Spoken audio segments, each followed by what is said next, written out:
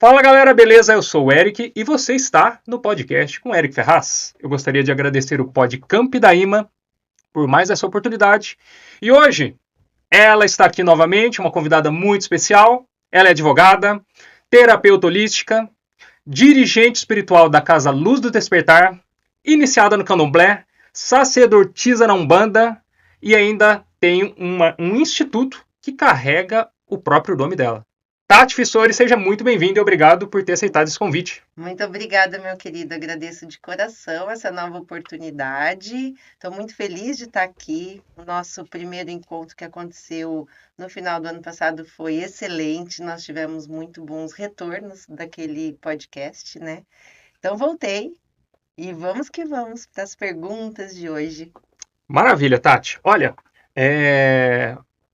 ouvindo você no último episódio, e teve também o Antônio Amati, pai de santo, que esteve aqui, eu passei a ter até um entendimento diferente a respeito da Umbanda. Assim, abriu a minha visão para algumas coisas, né? Porque na minha cabeça era só o quê? Umbanda, Quimbanda, Candomblé.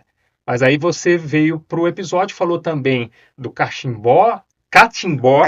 do tambor de mina, do batuque e mais alguns outros, né? E aí eu comecei a fazer uma associação, que parecia como se eu estivesse falando, da Igreja Católica Anglicana, da Romana e da Carismática, ou da Igreja Evangélica Tradicional, Isso. Pentecostal, Neopentecostal. Mas, por exemplo, dentro do campo, por exemplo, de uma igreja neopentecostal, tem várias outras. A gente poderia citar aqui, Igreja Universal, Igreja Mundial, Igreja da Graça, Renascer. E me parece que dentro da Umbanda é assim também. Cada terreiro tem os seus costumes e suas diferenças também. E pode até acontecer de um terreiro estar lá com o nome de Umbanda e não ser de Umbanda. Isso existe também, não é? Não deveria ser nesse sentido, né? Se está com o nome de Umbanda, então ele deve praticar a Umbanda. Mas que existem muitas vertentes de Umbanda, Isso. sim, isso existe. Né? Então, por exemplo, quando a gente fala do candomblé, a gente também possui diferentes candomblés.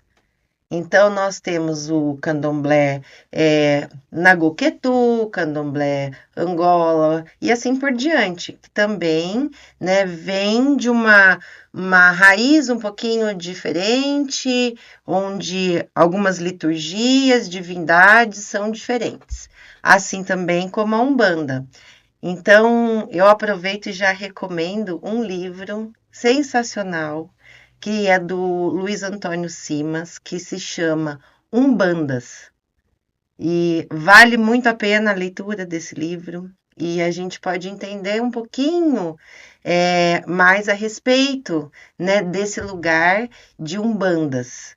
Então, sim, existem vertentes diferentes, né? Por isso os terreiros também possuem, às vezes, forma de trabalhar diferente, e para além das próprias vertentes, a gente costuma dizer assim, Eric, cada terreiro tem sua cozinha, cada cozinha tem seu tempero.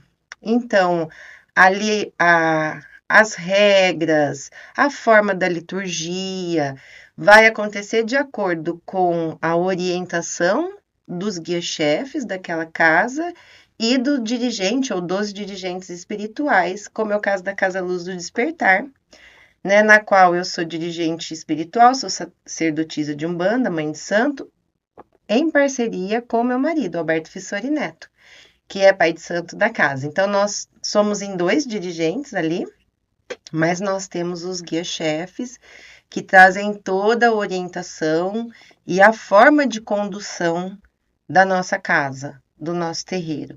E assim como é na nossa casa, no nosso terreiro, também são, né, nos outros terreiros. Então, já faz mais de 20 anos que eu tô na Umbanda e no primeiro terreiro que eu comecei do Pai Maclay, que já retornou, né, a massa de origem, já fez a passagem dele.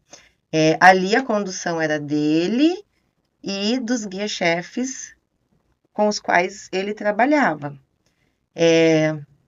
Contudo, um pouquinho dele tem na nossa casa, com certeza, porque ele foi o nosso iniciador dentro da Umbanda.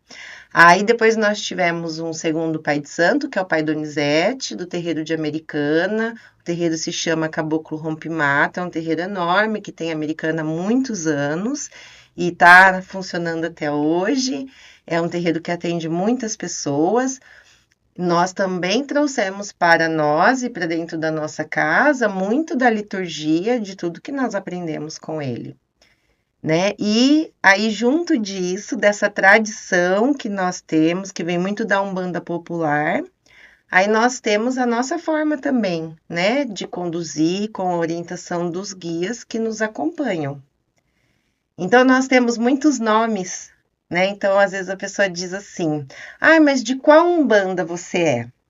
Então, assim, a Umbanda, ela é uma unidade, sim, porque tem princípios, valores e doutrinas semelhantes ou uníssonas para todos.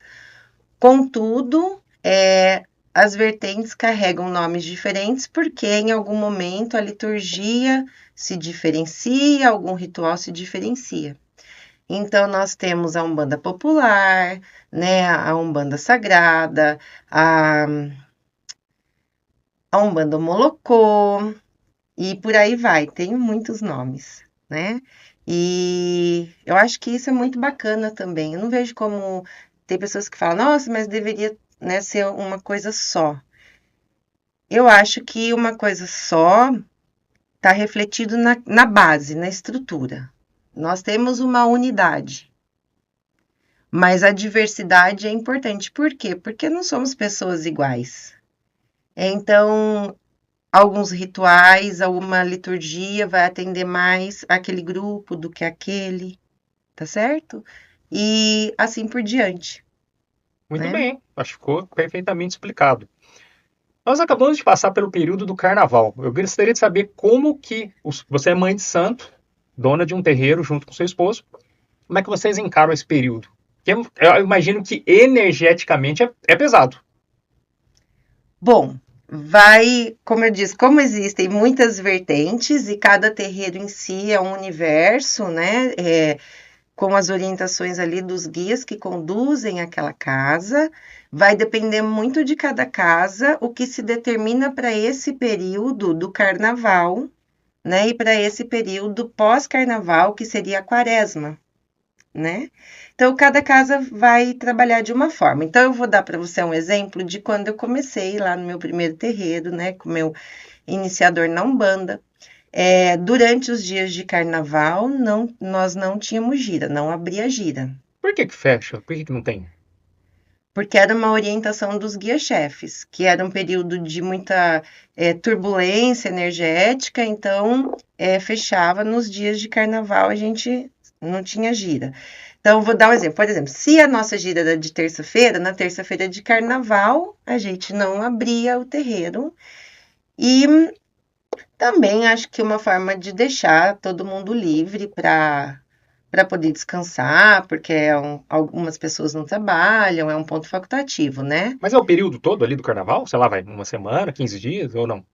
Então, as giras, pelo menos nos moldes que eu conheço, elas acontecem uma vez por semana, né? Ou duas vezes na semana. Então, se a gira é na terça-feira, o dia do carnaval é na terça-feira, então não tem gira. Após o carnaval, durante a quaresma, os guia-chefes da nossa casa, eles informavam qual linha de trabalho a gente ia passar. Por exemplo, aconteceu de um ano de nós trabalharmos só com pretos velhos. Todas as giras seguintes, durante a quaresma toda, só os pretos velhos vieram trabalhar. Aconteceu de um ano nós trabalharmos só com a linha de Exu e Pombagira. Então, vinha anualmente essa orientação, tá? E de uma maneira muito similar ao que acontece na Igreja Católica, mas utilizando panos brancos, as imagens dos orixás e dos santos eram cobertas. Tá bom? Na outra casa, da onde, né, eu segui para onde eu segui depois e onde eu fui recolhida, fiz o meu preparo para ser mãe de santo de Umbanda, durante o período da quaresma também se fechava a frente do PG. O PG é um altar, onde ficam as imagens dos santos e orixás. Se fechava com uma cortina e geralmente só trabalhávamos com Exu e Pombagira durante a quaresma, né? E o guia-chefe trazia para a gente essa questão de ser um período energeticamente mais turbulento mesmo, mais denso. Então a gente seguia essa ritualística, tá bom?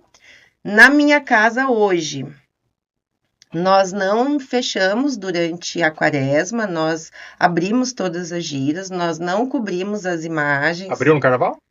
Não, no carnaval não, mas porque nós estávamos viajando, a gente dá folga para todo mundo, né? Para a gente entender aqui duas questões muito importantes. Nós trabalhamos, a Umbanda é uma religião que semanalmente tem suas atividades. Então, e é uma religião muito ativa. Não é só você ir lá e participar da celebração do ritual e ir para casa. Não, você incorpora, né? Você trabalha, então você tem um desgaste energético. Nós que limpamos o terreiro, nós que preparamos o terreiro antes da gira, nós que limpamos o terreiro para a próxima gira. Então, tem atividades, a gira às vezes é só uma vez ou duas por semana. Na nossa casa são 2 giras por semana, uma gira que é aberta ao público e uma gira que é para desenvolvimento mediúnico, tá? Mas a gente tem que preparar o terreiro, então isso demanda tempo. Então, todo mundo tem muita atividade dentro do terreiro. Então, quando tem os feriados, nós procuramos não abrir gira para que as pessoas possam descansar, para que as pessoas possam viajar com tranquilidade, né? Então, por esse motivo, no carnaval, nós não tivemos, né?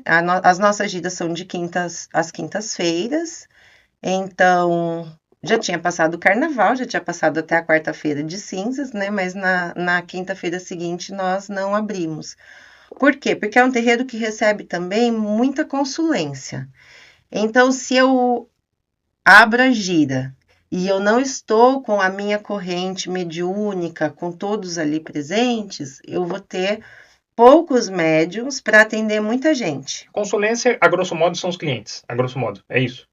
Não, a consulência que vem são pessoas que são adeptas da religião, mas elas não estão do lado de dentro. É igual quem vai na missa. Tá. Entendi. Então, na missa, o padre reza a missa, mas todos os fiéis estão lá, os católicos estão lá assistindo a missa. A consulência são os umbandistas que não fazem parte do lado de dentro, não ingressaram para a corrente mediúnica, para o corpo coletivo do terreiro, mas elas vão à gira para tomar um passe, para tomar um axé, para agradecer, para rezar. Então, a consulência é a mesma coisa que tá para os fiéis que vão nos templos evangélicos, assim como para os fiéis que vão na igreja. Não entendi, mas eu tenho uma curiosidade. Pode perguntar. Por que esse período do carnaval é tão pesado as energias? Essa questão meio que sexual do carnaval, da sensualidade, assim, energeticamente falando, você que é médium praticante, o que dá pra gente falar do período do carnaval? Ele é denso assim? O que é? Eu acho que a gente cria parte dessa densidade, Eric. Eu não sinto tudo isso, dessa densidade toda que é colocado. Porque o carnaval é uma festa popular maravilhosa, onde as pessoas vão se divertir, onde elas vão brincar, né? Onde elas têm a oportunidade de descansar muitas vezes, ter uma folga no trabalho, então elas vão viajar, elas vão se encontrar com amigos para fazer uma festa, uma folia na rua ou não. Então, assim, o carnaval, para mim, é algo muito bonito. Eu não tenho nenhum olhar negativo para com o carnaval.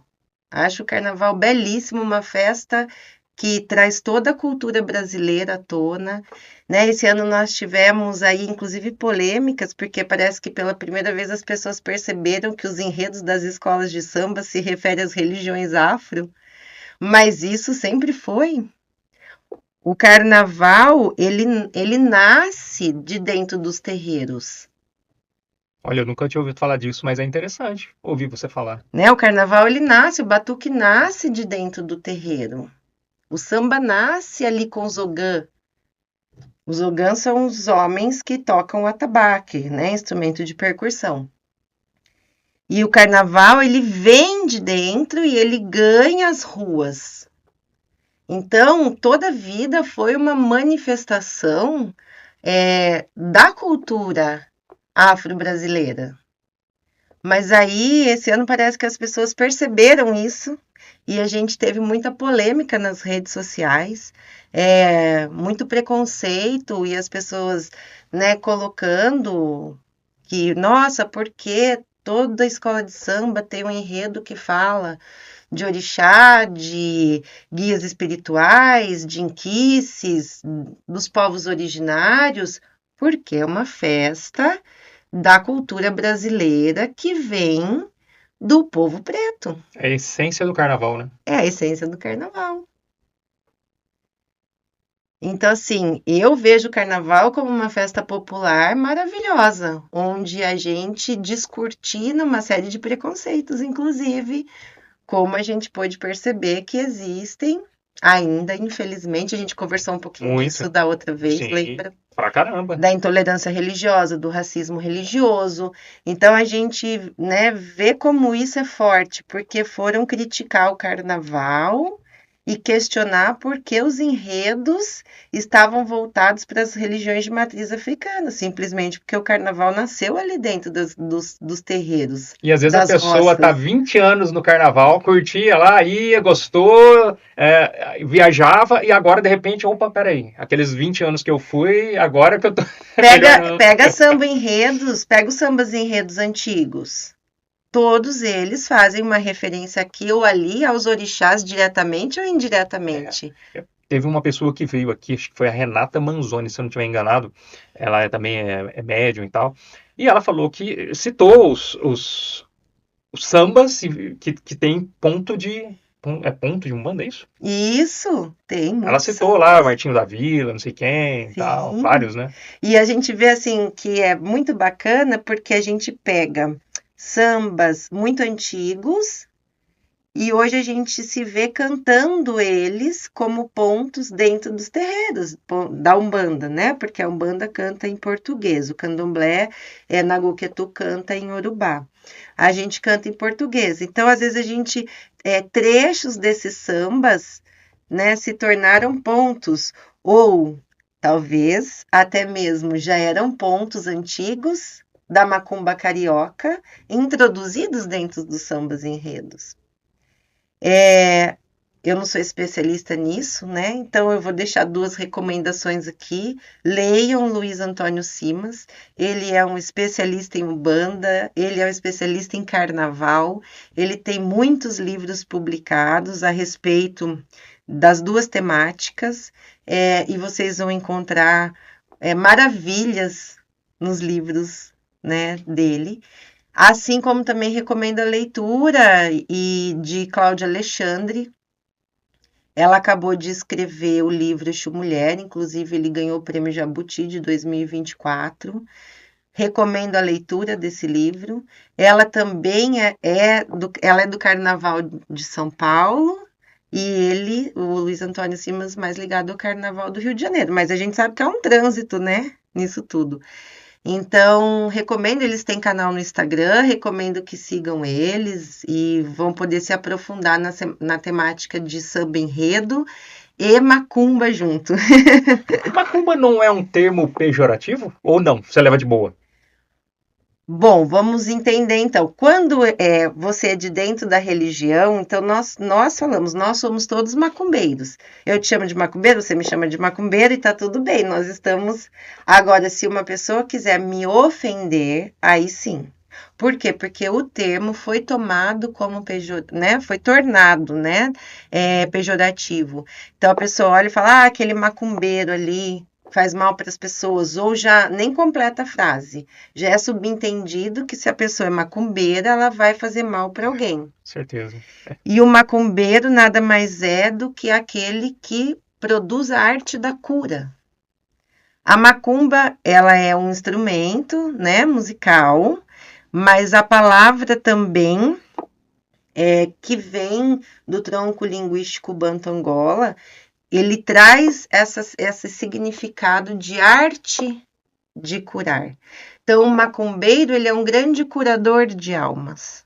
Então, tá ligado a fazer o bem e não a fazer o mal. Mas, em virtude da intolerância, do racismo religioso, né, coloca-se o macumbeiro nesse lugar de feiticeiro maldoso, né, bruxo negativo, que vai fazer o mal, que vai prejudicar a tua vida. Um macumbeiro mesmo de verdade, o que ele mais quer é viver em paz, ser feliz, fazer o bem para ele, fazer o bem para as pessoas, né, no entorno dele, ou não.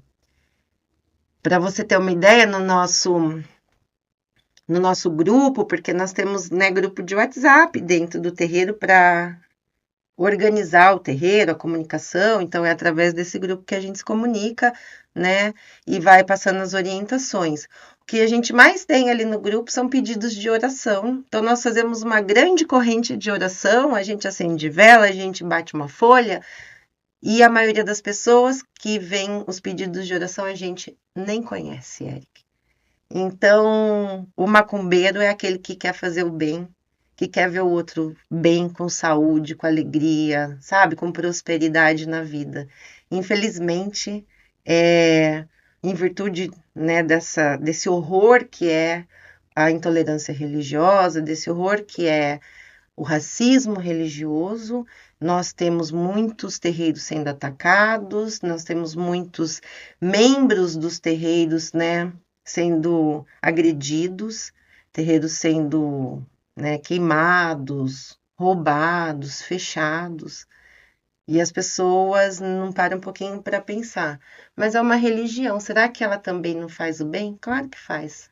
A religião, ela é um fato social para a produção do bem. Acho que falta as pessoas. Falta isso que a gente está fazendo aqui, as pessoas assistirem, entenderem, né, saber realmente o que é que você faz lá numa sexta-feira gira, né? Que você fala. Gira. Então, eu acho que vai muito ainda dessa ignorância, né? As pessoas não sabem muitas das vezes. O pastor chegou na igreja, o padre falou: a macumba é do mal. Se fosse bom, chamava boa cumba. Você sabe que tem esse meme, né? E por aí vai. E por aí vai. E aí as pessoas vão enfiando isso na cabeça e acabou. É tudo demônio, é tudo do mal. E elas vão... acaba se tornando esse rótulo. Mas assim, vamos emendar uma coisa interessante aqui, então. Tá, tem esse preconceito? Eu não tenho a menor dúvida disso. Eu não tenho a menor dúvida. Aí eu aproveito, discriminação, então, racismo, eu não tenho a menor dúvida. Disso que você falou, convido as pessoas para irem aos terreiros. Vão conhecer, vão numa gira. Sabe qual é o maior risco que vocês correm? Se apaixonar e nunca mais sair dali de dentro. Porque quando você chega, é uma força ancestral tão poderosa dos povos dessa terra, dos nossos ancestrais pretos que, né, vieram escravizados, sequestrados das terras deles e construíram esse país e deixaram na nossa cultura toda marcas importantíssimas da cultura preta. E aí quando você chega ali, você escuta os atabaques e você sente o cheiro das ervas que são utilizadas para defumar e você começa a ouvir os pombos cantados e você olha ali, as pessoas estão sorrindo, aquilo vai mexendo com você, vai te trazendo um lugar que você fala, nossa, parece que eu conheço. Mas muitas vezes a pessoa tá ali e fala, eu tô feliz de estar aqui, mas eu sinto medo porque já me falaram tanto que faz o mal. Vá, vocês vão ver que tem muita beleza, muita bondade, muita religiosidade, muita espiritualidade, que é isso que tem dentro de um terreiro. O terreiro é espaço de cura. Terreiro é espaço de afeto, terreiro é espaço de acolhimento e generosidade. Tati, será que a maldade não tem feito mais barulho do que a bondade? Porque assim, eu tive que estudar, eu fui atrás para para mim, com esse bate-papo com você aqui, eu fui no Facebook, fui nas redes sociais, eu acessei grupos, eu fui atrás, eu já tinha conversado com a Antônia Matti antes de você, então eu estou por dentro do assunto.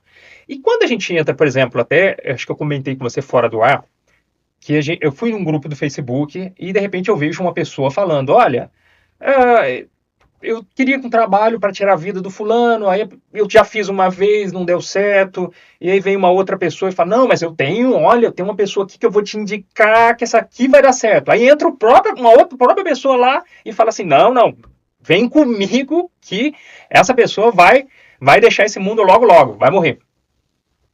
Será que não é isso que queima o seu trabalho de bondade? O trabalho de amor, de bondade que você está fazendo por algumas pessoas que, convenhamos, existe a magia, não vou usar nem mais o termo negra, você me ensinou isso, magia negativada. Existe e pessoas estão morrendo. Sim, mas essas pessoas não são pais de santo, não são mães de santo. Mas são rotulados. Não são babalorixás, não são ialorixás, são pessoas que se deixaram tomar pelo mal e que estão envolvidas nesse mundo, é o mundo delas, entendeu? Até se você muitas vezes perguntar e se questionar se a pessoa tem de verdade um terreiro, né, seja de qualquer matriz africana ali, né, afro-brasileira, afro-ameríndia, muito provavelmente não. Essa pessoa trabalha sozinha e ela faz esses trabalhos de magia negativada, né, de feitiço negativado, né, sozinha. Mas não tem pessoas, pais, mães de santo, babalorixás, ialorixás, que fazem também o mal? Claro que tem, as pessoas fazem o mal em qualquer lugar, tem pastor que faz o mal, tem padre que faz o mal, tem pessoas que vão te desejar o mal. Tati, era esse exemplo que eu queria dar. Ver você aqui, seu canal crescendo, aí a pessoa fala, nossa, como que ele consegue e eu não consigo? Ela não sabe a sua vida, ela não sabe o que você se esforçou, ela não sabe como você se dedica. Isso provavelmente está na sua missão de vida, não está na dela, mas ela vai ficar com o quê? Com inveja de você. Então, eu costumo dizer assim, que a maior feitiçaria negativa que existe no ser humano é a sua maldade de coração. E ele, muitas vezes, só com a força do pensamento e o desejo que ele direciona a você, ele já consegue te prejudicar. Isso é interessante você falar, porque então tá cheio de gente fazendo feitiços e magias pro outro, prejudicando. Sim. E fica jogando nas costas de uma pessoa que nem tá ligada na Umbanda e rotula que tá todo mundo. Aí entra o exemplo que você deu, tipo, eu chegar pra achar que todos os padres que fizeram mal para uma criancinha rotular que todo padre faz aquilo, ou que todo pastor que roubou uma oferta, ou que fez mal, Exatamente. Abusou. Né? E meio que isso existe, né? A gente vê, às vezes, pessoas rotulando o pastor, tudo ladrão. Tem isso, né? Pois é. De uma forma geral. Conhecem todos os pastores que existem? Né? Não conhecem. Conhecem todos os padres? Né? Então parece que é uma tendência do ser humano, né? De rotular e rotular pelo negativo. Tipo o que a gente falou do carnaval. É fácil você chegar e falar, uma energia densa fica longe. Mas de repente você tá indo lá numa boa, não tá fazendo mal pra ninguém, não tá prejudicando o seu corpo. Qual que é a sua intenção no carnaval? Qual a sua intenção? Você vai lá se divertir, ver as pessoas serem felizes, se divertirem também. O que tem de errado nisso? Eu penso que não tem nada de errado nisso. Tati, falamos do período do carnaval, mas agora em abril a gente vai ter a Sexta-feira Santa, Sábado de Aleluia, Domingo de Ramos, que aí é voltado mais para Jesus e Cristo. Para Umbanda, tem alguma relação? Por exemplo, como é que Jesus é visto na Umbanda? Depende da vertente de Umbanda. Na sua. Então vamos trazer uma conceituação do sincretismo. A Umbanda é uma religião muito sincrética. Nós podemos falar que, de uma forma geral, todas as religiões são sincréticas porque não existe pureza nas religiões. Ela vem da soma e da associação de símbolos e elementos de povos diferentes, conforme a cultura de um povo vai se disseminando, conforme um outro povo é acolhido, né, ou trazido, ou recebido por aquelas terras, ou mesmo dentro de uma dominação. Não foi assim que aconteceu?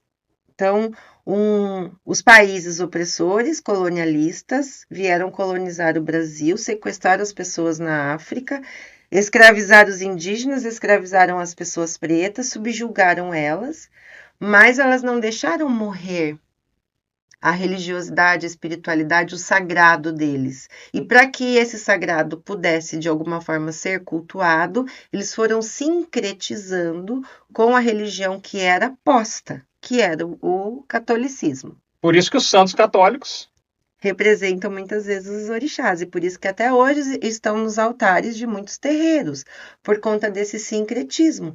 Foi uma necessidade, o sincretismo foi uma necessidade de sobrevivência.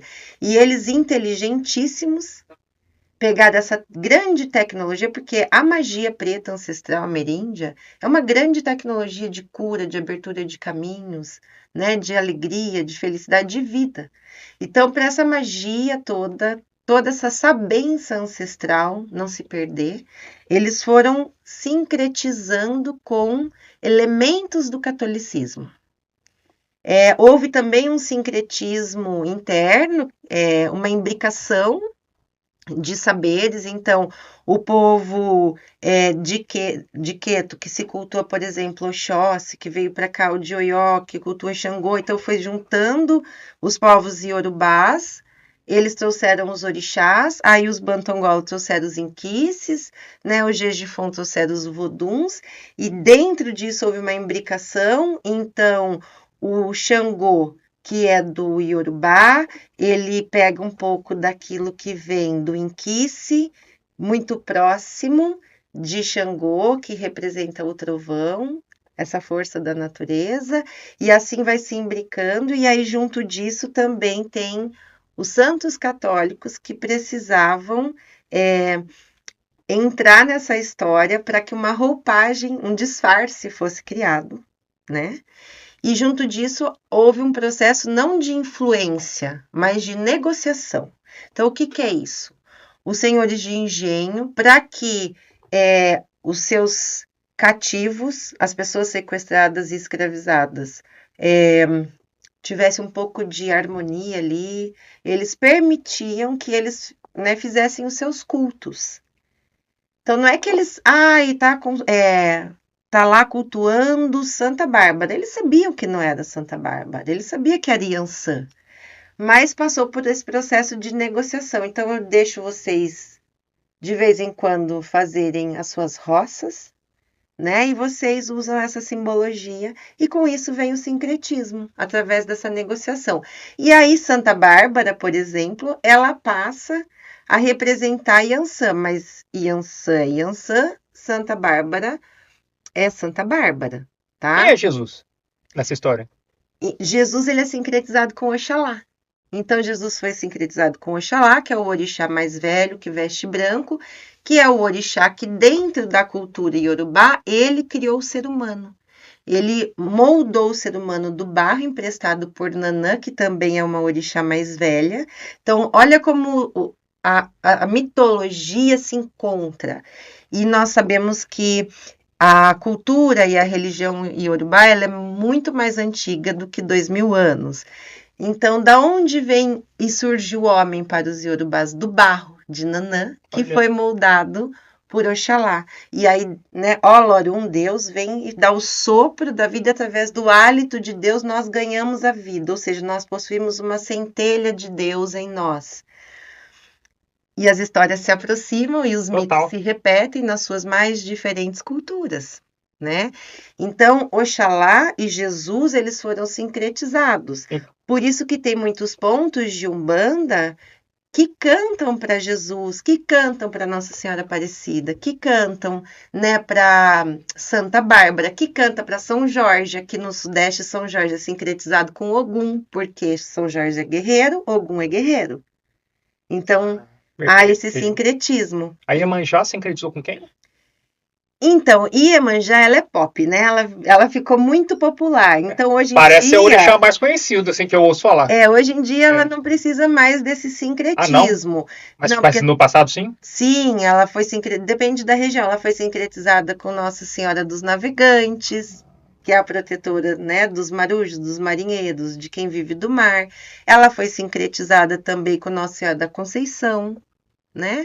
Então, nós temos um sincretismo vasto que constitui muito do nosso, né, do nosso Brasil. A gente fala que nesse sincretismo de Ogum com São Jorge, por exemplo, São Jorge empreteceu um pouco também, né? Ogum ganhou essa roupagem de São Jorge, mas São Jorge também empreteceu. Então, nós temos a presença do catolicismo popular presente na Umbanda popular. Nós temos essa presença do cristianismo, tá bom? Quer dizer, isso aí deve bugar a cabeça de muito evangélico que está assistindo aqui, porque você afirma para mim que a energia de Jesus Cristo está na Umbanda, da forma que você está me falando. Sim, está na Umbanda. Está na Umbanda. Tá vendo? Muito duvido. Acho que 99% das pessoas aqui provavelmente... Agora, se há um culto direto a Jesus, depende de cada terreiro. Ah, sim. Você Tá falou bom? que tem aí cantos feitos a Jesus, né? Tem muitos pontos cantados, né? Que a gente canta. Interessante. Então, assim, tem uma mistura. Os pontos cantados, eles têm uma mistura que fala dos orixás, que fala dos guias espirituais e que fala dos santos, Interessante, né? com certeza. E aí você vê como esse sincretismo, como essa presença do cristianismo, ele está presente não apenas, Érica, a partir do catolicismo popular, mas num segundo momento a gente vê também a presença, em alguns terreiros é mais forte do que em outros, do próprio kardecismo. O kardecismo também é cristão, né? Com certeza. É o Evangelho segundo o Espiritismo, não é? Então, ali é retratado muitas passagens, né, de Jesus, e temos também essa presença. Então, a Umbanda, ela surge lá do Calundu, da Cabula. Então, quando eu costumo dizer que a Umbanda é a religião que não nasceu, porque a gente não tem uma data certa do surgimento da Umbanda. A Umbanda, a gente pode dizer que ela veio dessas duas religiões, tanto o Calundu quanto a Cabula, eram religiões que havia incorporação de espíritos, havia o toque de atabaques, na Cabula usava-se roupa branca e pé no chão, no Calundu quem incorporava vestia as roupas daqueles ancestrais, né? Então, a Luísa Pinta, que é uma grande referência dentro do Calundu, que foi morta pela Santa Inquisição porque ela foi considerada herege por incorporar espíritos e fazer curas, né, com ervas, com a incorporação de espíritos, com a imolação de animais. Então, a magia estava presente, e está presente até hoje. A presença do altar, a presença de imagens, tudo isso nós vemos na Umbanda. Então, a gente teve, né, o Calundu, a Cabula, e aí a gente tem tudo isso reverberando na macumba carioca, e aí depois vem esse nome Umbanda, que ela mesmo vem do Kikongo, que é uma língua banto. Então, a Umbanda, a gente pode dizer que é uma religião que não nasceu, porque ela não tem uma data específica, né? Tentaram e criaram um mito de surgimento, dizendo que foi, né, em 1908, 15 de novembro de 1908. Como era o nome da pessoa mesmo que estava envolvida naquele dia? Foi o Zélio. Zélio. Isso. Que ele tem os méritos dele, né, de trazer essa anunciação, mas de fato não foi ele quem criou a Umbanda, nem o Caboclo das Sete Encruzilhadas. A Umbanda, ela vem dessa mistura toda de tudo isso que já estava acontecendo, dos caboclos, dos pretos velhos que já baixavam nas casas dos benzedores, das benzedoras, né? E fazia ali o seu trabalho. Então, eu acho que é uma continuidade aí de tudo isso que foi existindo e que em algum momento foi deixando de existir por conta da repressão social e do policiamento, das prisões, da Santa Inquisição, né? Porque os seus principais dirigentes e difusores, por exemplo, da cabula, do calundu, eles foram perseguidos pela Santa Inquisição. Alguns foram mortos e outros tiveram que se esconder e ficar bem quietos, bem no anonimato, né? Então, a Umbanda ela é uma grande fusão, ela é uma grande mistura disso tudo. Então, ela tem toda uma estrutura que vem do povo banto e junto ela tem a presença dos orixás, que vem dos iorubás, que, claro, a forma de culto aos orixás dentro da Umbanda é diferente do que acontece no Candomblé, nem por isso os orixás deixam de estar ali verdadeiramente presentes, em sua força, em sua proteção, né? Então, nós temos na Umbanda a presença dos espíritos encantados, dos guias espirituais, que é a base da Umbanda, que é a incorporação desses espíritos ancestrais para trazer uma palavra, orientação, guiança na vida, cura, felicidade, caminhos, né? Temos a presença dos orixás e temos toda essa espiritualidade que cerca e que aí vai depender de um terreiro ou outro, se é mais vinculado ao cristianismo, no caso ao catolicismo popular, né? Ou mais ao kardecismo, ou mais aos orixás, ou mais aos inquices, então aí vai de cada vertente e de cada terreiro. No meu terreiro, por exemplo, nós temos 2 pejis, 2 altares, então nós temos um com as imagens dos orixás e nós temos um outro com as imagens dos santos católicos, que inclusive foram das primeiras imagens que a gente usava, que na época era até muito difícil encontrar uma imagem de orixá. Hoje não, hoje é fácil. Hoje é produzido, mas lá atrás, há décadas, era muito difícil da gente encontrar, então a gente reproduzia com a imagem do sincretismo. Mas, Tati, vamos lá. Você falou bastante de imagem aqui. Por que tem umas imagens que, pro popular, parecem um diabinho?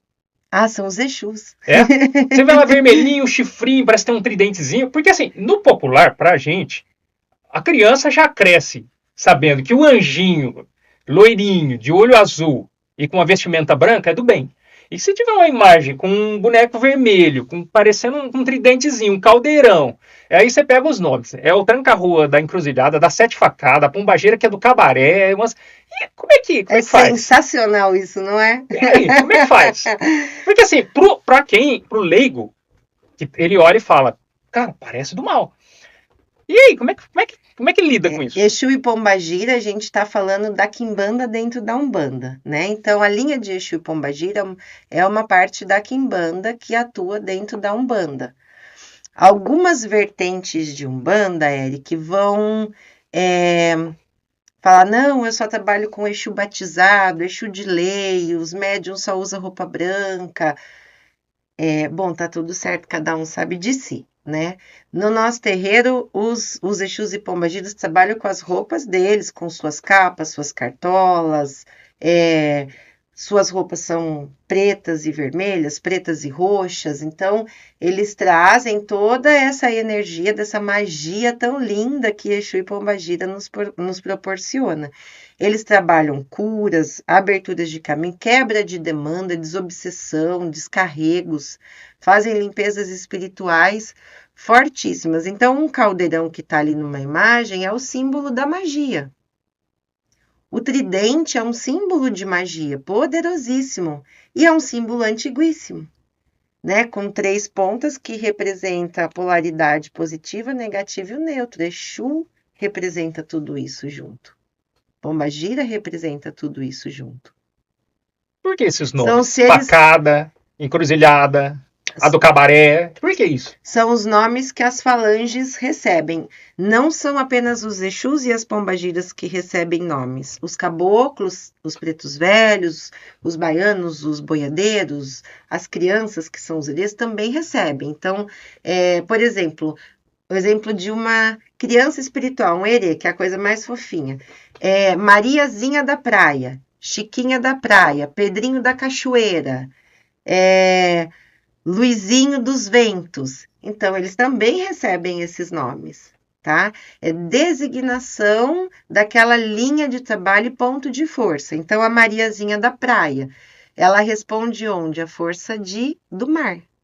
Ela está vinculada a essa força da natureza. Então, quando eu falo tranca-ruas da encruzilhada, ele está vinculado à energia da encruzilhada, que é um outro ponto de força. Tranca-ruas das almas, Maria Mulambo das almas, Maria Padilha das almas, está vinculado à energia das almas, que vem na força de Omolu, Obaluaê e do cemitério. Quando a gente, hoje em dia não sei se tem em todo cemitério, mas eu me recordo que antigamente tem o Cruzeiro das Almas no cemitério, não tem? Sim, já vi. E tem um cruzeiro menor, que às vezes é chamado de Casa das Almas. Eu não sei se hoje em dia todos os cemitérios ainda possuem, né? Então está vinculado a esses pontos de força. Mesmo que seja uma imagem lá que parece um diabinho, tá?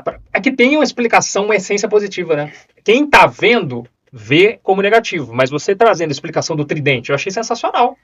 Porque ninguém iria ver o tridente mal com essa explicação que você falou aí. É um símbolo poderoso. Não parece, pra mim não me passa algo. É um símbolo de conexão entre o céu e a terra, porque você tem a haste e você tem os 3 pontos para cima. Então, quando eu seguro e ergo, eu faço, né? Tem essa simbologia, né? De ligação do mundo material com o mundo espiritual, ou do céu e da terra, como as pessoas gostam de chamar. Então, cada símbolo, cada elemento, a gente chama de elemento de poder, tem um significado e uma significância. Não é folclore, não é à toa. Tudo isso é folclore. Então, usa aquela cartola, usa a capa. O capa preta, né? Todos os Exus utilizam capa. O padre, quando põe a vestimenta preta, tá tudo certo, né? Ele tem uma capa, não agora tem? O Exu, quando coloca, aí é coisa ruim. É coisa ruim, veja só. É a roupa dele, que tem um significado e uma significância, né? Onde, inclusive, ele utiliza para fazer os trabalhos, muitas vezes, de recolhimento de espíritos que estão perdidos, sofrendo, para fazer as magias, para fazer as limpezas, os descarregos. Então, tudo tem um porquê e um para quê. Mas, Tati, você concorda comigo que uma pessoa que não é desse universo... talvez seja a maioria, não sei. Claro, vários inscritos seus vão estar assistindo aqui. A pessoa vai ter que passar por uma reeducação. Sim. Porque se eu chego... Por exemplo, se eu chego... Vamos supor, eu vou lá no seu centro. Tô lá. Aí você recebe um santo e eu vou conversar com ele. Um exemplo. E ele fala, eu sou o Lúcifer. Cara, assusta. Porque Lúcifer já é um nome vinculado ao diabo, ao Satanás, ao anjo caído. E o que significa Lúcifer? O anjo de luz. O portador da luz. Olha só. Já quebrou o preconceito que o pessoal tem. Eu me recordo uma vez que na presença de um... Você vê que tudo é ignorância. De um Exu Lúcifer, ele disse assim para nós. Vocês dizem que nós...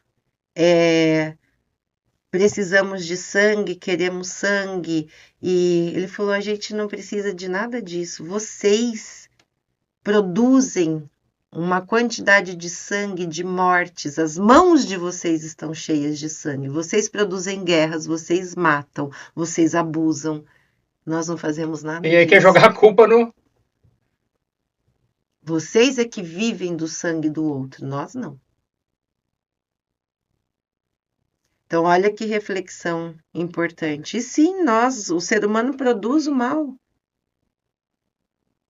Não é que o mal, na nossa religião, a gente não acredita numa figura diabólica. Mas existem os chamados quiumbas, obsessores. Sim, mas não é um diabo.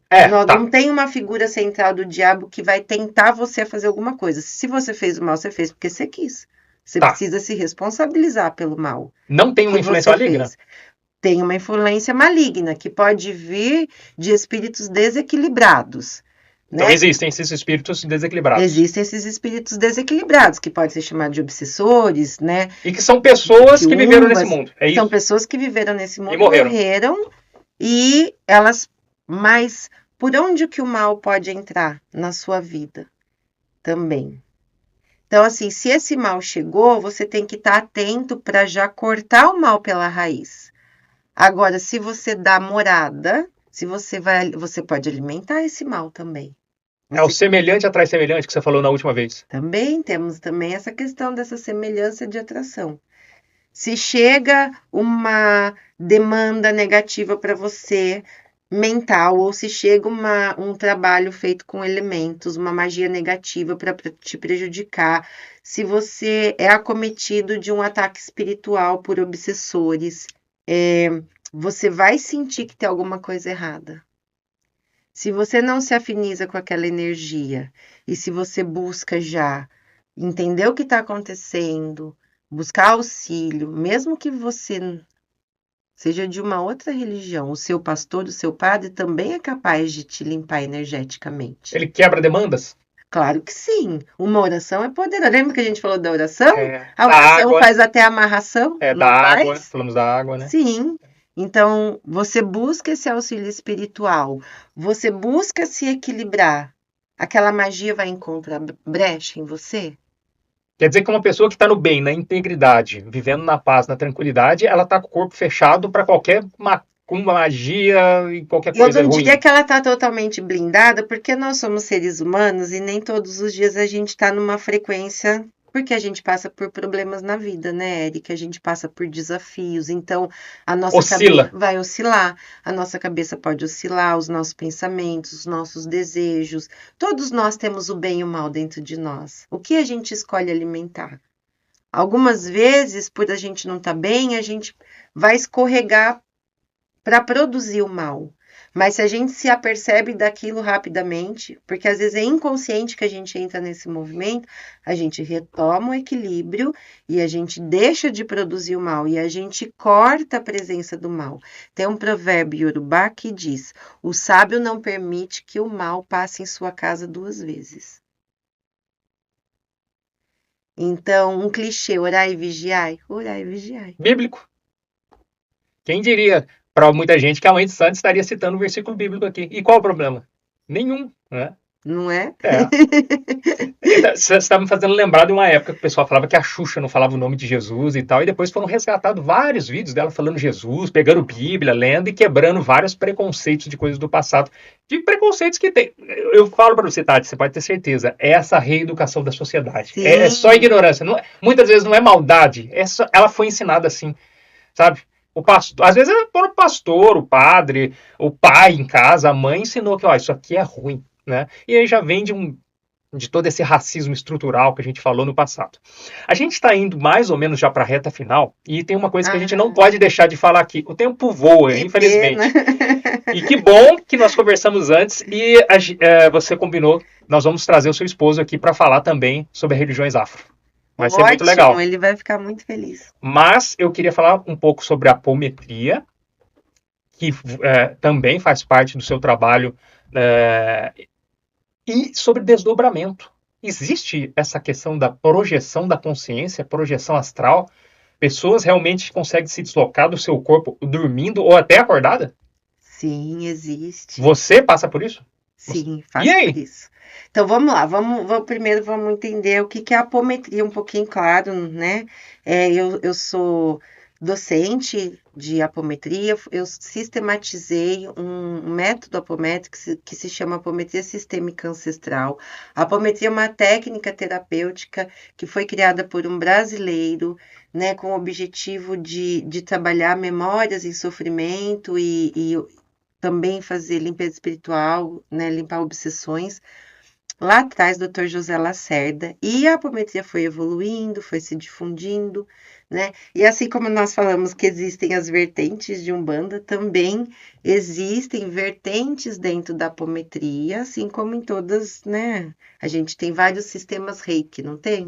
Temos Reiki xamânico, Reiki Usui, Reiki celta e assim por diante. A apometria também, nós temos a apometria clássica, a apometria clínica, a apometria sistêmica ancestral, a apometria arcturiana. Então, assim nós temos uma gama. Qual que é a base da apometria? A base da apometria é a sua primeira lei, que é o desdobramento. Então, através do desdobramento dos corpos sutis, eu acesso o campo do meu paciente, do meu cliente, da pessoa que eu vou terapeutizar, e ali eu vou fazer uma varredura mental, e através da projeção de consciência, eu vou encontrar memórias antigas ou dessa vida, memórias recentes, memórias antigas ou não, que estão em ressonância com a pessoa que está vivendo aqui, ampliando um sentimento, uma dor, um trauma. Nós, conforme vamos vivendo e vamos experienciando a vida e passando por desafios, por situações que às vezes são traumatizantes, nós despertamos essas vidas antigas. E essas vidas antigas, ao despertarem, entram em ressonância com a gente, ampliando aquela questão. E quando a gente encontra essa memória no campo, a gente vai entender qual é a dor dela, ou qual é a sombra que ela carrega. É ódio, é raiva, é tristeza, é mágoa, é ressentimento. E a gente vai ressignificar aquela memória, mostrando para ela que ela tem uma nova oportunidade, uma nova vida, que ela pode fazer diferente, que ela pode se libertar daquele sofrimento e daquela dor. E aí a pessoa que está aqui hoje, como a gente chama na apometria de ponto encarnado, ou seja, a pessoa que eu estou atendendo, se eu estiver fazendo apometria em você, será você, vou dizer, olha, Eric, eu acessei uma memória sua presa num ressentimento, num rancor muito grande. Isso significa que você carrega esse ressentimento. Então, você precisa olhar para isso, trazer consciência. Ou identifiquei uma memória que carrega um sentimento de rejeição muito grande. Então, dentro de você, você tem esse sentimento de abandono, de rejeição. E aí o Eric precisa começar a cuidar disso, elaborar isso, para que você também se liberte. Então, a apometria é uma técnica segura de acesso ao nosso inconsciente. A gente sabe que, né, o nosso agregado humano, o nosso bloco do ego, a nossa consciência, ela não é integrada, ela é dissociada, né? Então, Jung já falava disso, que são os complexos, né? E ele dizia, os complexos vivem uma vida autônoma praticamente no inconsciente. Que são esses complexos? Essas memórias que estão registradas em nós. Então, quando a gente reencarna, nós herdamos o quê? A nós mesmos. Então, cada vida é uma nova oportunidade, mas nós herdamos a nós mesmos e nós herdamos as memórias dos nossos antepassados. Então, a gente anda em bando, mas quem deve mandar nesse bando e gerir esse bando é a ponta encarnada. Então, você deve mandar no seu bando, eu devo mandar no meu bando, cada um que está aqui encarnado deve mandar no seu bando. E a apometria permite a gente acessar as mais diversas causas das nossas sombras, das nossas dores, dos nossos traumas, dos nossos distúrbios, dessa vida de vidas passadas ou de questões ancestrais. Como que você vê? Como se fosse uma tela? Como se fosse uma tela mental. Isso é a projeção de consciência. Então, eu faço o desdobramento. O que é o desdobramento? É um leve afrouxar dos corpos sutis. Mas você se vê? Você consegue ver o seu corpo? Você consegue se ver? Não, porque eu não estou fazendo viagem astral. Eu estou fazendo projeção de consciência. Eu estou consciente. Então, eu tô aqui com você, eu posso fazer isso... O olho aberto, você vê isso? Posso fazer isso de olhos abertos. Eu peço autorização para entrar no seu campo, eu te desdobro e me desdobro. Ou seja, eu faço um leve afrouxamento desse campo de energia. O que é um campo de energia? Um campo bioenergético é um modelo repetidor. É um modelo organizador, é um modelo repetidor. Então, tudo que você vive hoje ou já viveu é um campo informacional. Imagina que esse campo, Eric, é um grande gaveteiro, com um monte de arquivo. Então, tudo que você viveu desde a gestação da mamãe está escrito. Tudo que você viveu nas outras vidas está ali escrito. Você acessa essas gavetas? Eu acesso essas gavetas, puxo um arquivo e leio aquele arquivo. Bom, lá naquela vida, o Eric trabalhava no campo, ele caiu do cavalo, se machucou e ficou com medo. E tá tendo um reflexo disso que aconteceu lá atrás para os dias de hoje, é isso? Exatamente. Tati, olha, vamos fazer o seguinte, eu gostaria de ter muito mais tempo com você aqui, vou ter a oportunidade de conversar com sua esposa, seu marido, para estar aqui, para falar muito sobre esses assuntos. Quer citar para a gente, aproveitar os filmes e as séries que estão ligados ao trabalho que você faz? Sim. Eu pedi para você, os nossos amigos cinéfilos, A gente está na nossa reta final aqui. Eu quero, olha só, eu trouxe aqui alguns nomes. Tá. Tem um filme, um longa-metragem que se chama Desconceito, que é do Iberê Pereira, ele é o diretor, e a produtora é Érica Prado. Foi produzido ano passado, foi filmado dentro do nosso terreiro, da Casa Luz do Olha que legal. Despertar. Ele esteve nos cinemas, mas hoje vocês podem encontrar, e é um filme que fala sobre o encontro de duas mulheres que vão se relacionar afetuosamente, uma é da Umbanda e a outra é evangélica. Já tô interessado nisso aí, porque é um bom roteiro, hein? É um roteiro maravilhoso que fala do preconceito e não apenas, Sim. né, com relação à religião. Vou pedir para você só citar os títulos, porque senão não vai dar tempo. Tá. Tem um webdocumentário que se chama Iemanjá em Festa, que é da Andrea Goldsmith. Eu participei desse webdocumentário. Cavalo de Santo, Santo Forte, Cafundó, Besouro, Exu Além do Bem e do Mal, Mensageiro Entre Dois Mundos, Jardim das Folhas Sagradas, Preto Velho na Lagoinha, Eu Oxum, Casa de Santo. Tati, excelente. É que a moça já está apontando aqui para a gente terminar. Olha, muito obrigado pela sua presença aqui. Quero conversar com seu esposo.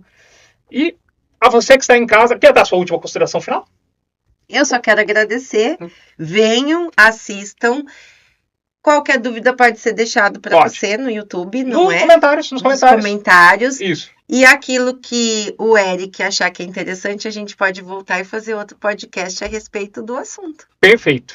Então, a você que está em casa, curta, comente, compartilhe, ative o sininho para as notificações, se inscreva no canal, é gratuito e até o próximo vídeo.